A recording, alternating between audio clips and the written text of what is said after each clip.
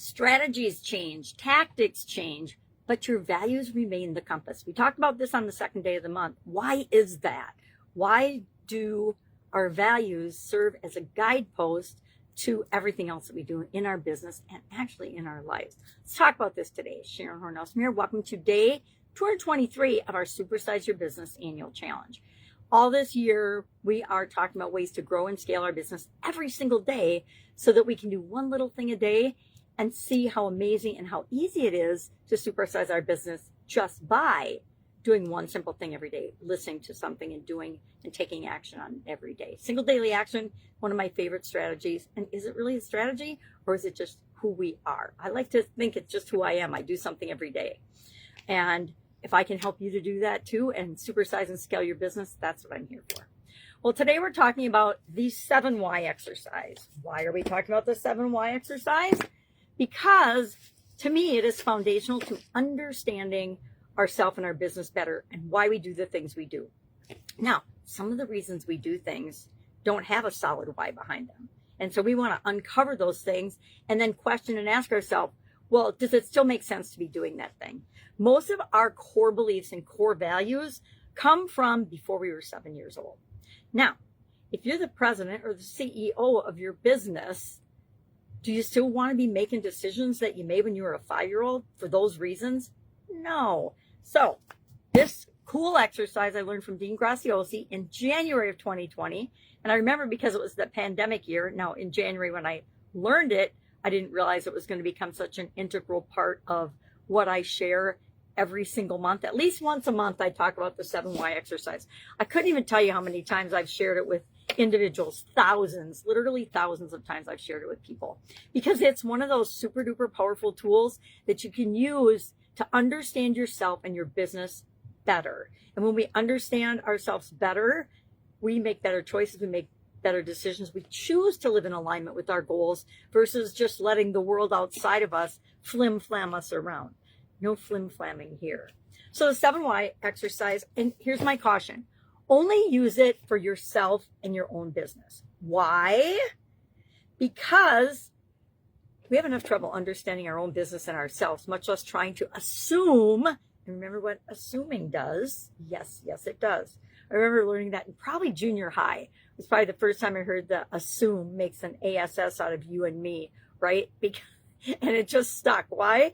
Because it's one of those things that you remember, and it's so fitting in so many situations. So we're not going to assume. We're going to understand ourselves and our business better by asking a series of 7 Why questions. This month, we're focusing on spirituality. So let's pick a spiritual thing. I'm going to ask, why am I, and why did I choose the problem or challenge area that I'm working on in the SOAP framework, which we'll talk about in a minute, step 3A for action.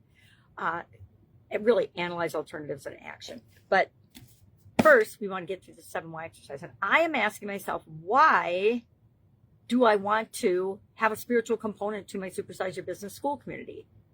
And what does that look like? How am I going to make that happen? But first off, I want to figure out, why do I want that? What's at the root of why I think that's important and why I am creating it through the SOAP framework? And so, why do I want a spiritual component to my business? And then the first thing that pops into your head, write it down on the next line.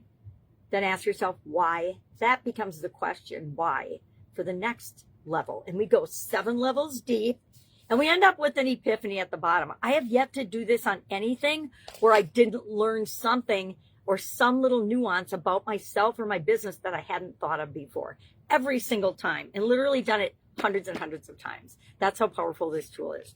So one of our action items today, because we're going to have 2, because we're doing the SOAP framework, is to do this 7 Why exercise on any spiritual question that you have. You can ask it on anything, and it won't give you the answers to the universe, but it will give you the answers of your universe. All right. That is our action item for today. SOAP framework, step 3A. A for SOAP. This came out of COVID too, right? The whole SOAP framework. A stands for alternatives. Analyze alternatives or options that we brainstormed yesterday. And we're going to use a tool to analyze them.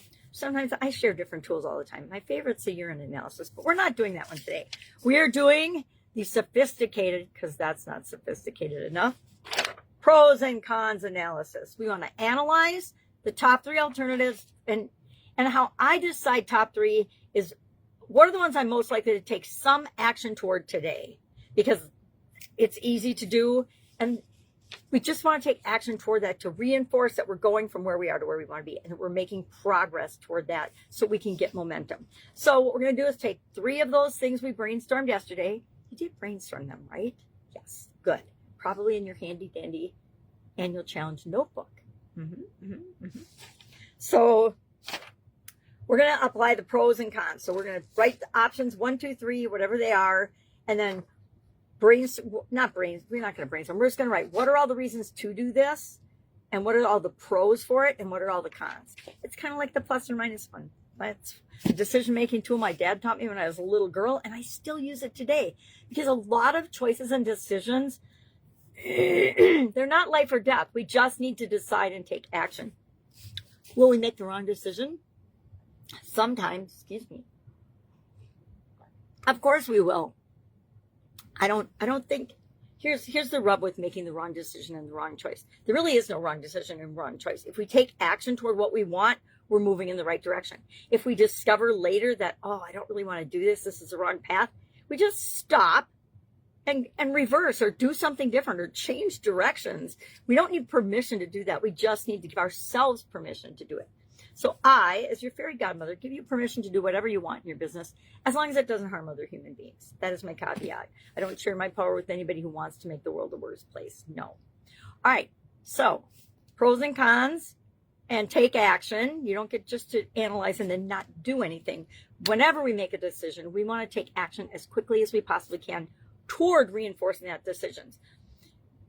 If I find something that I want to buy or purchase, if I don't buy it right then and there and right away, chances are I'm not going to do it. I'm not going to buy it because life gets busy. Life gets in the way. Our priorities sometimes change unless we're coming off of our core values, which I highly recommend.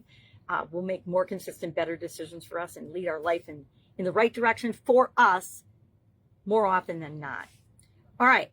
Any questions about this? 7 whys for your spiritual, and you don't have to do these for the soap framework topic. You can do whatever you want. I just like to apply it to what we're talking about right now. And pros and cons of the 3 options and take action. Share in the comments below, done, or whatever else you're willing to share with us as far as you're taking action, or the 7 why exercise. I always like hearing how people like the 7 why exercise. I find it profoundly powerful every time I do it, and I do it once a month right along with you. All right. Any questions? Hit me up. Otherwise, have an awesome day, and I'll, of course, be with you tomorrow.